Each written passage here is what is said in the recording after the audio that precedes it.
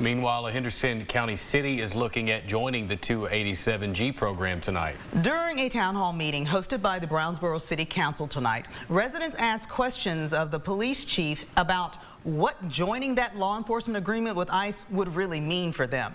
KLTV's Michael Richardson has the story.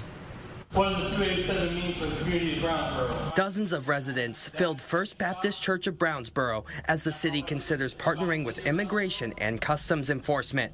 Police Chief Scott Minty says they are looking to incorporate the task force model, which serves as a force multiplier for law enforcement agencies to enforce limited immigration authority. This framework is not about altering routine community policing or conducting random sweeps in the city of Brownsboro.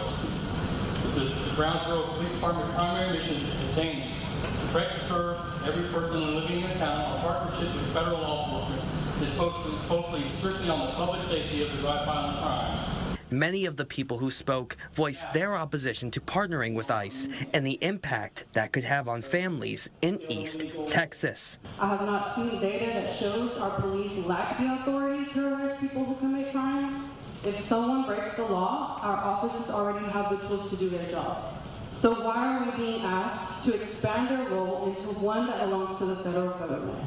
No votes were taken at the meeting. Michael Richardson, KLTV 7 News. More than 20 Texas law enforcement agencies have signed agreements with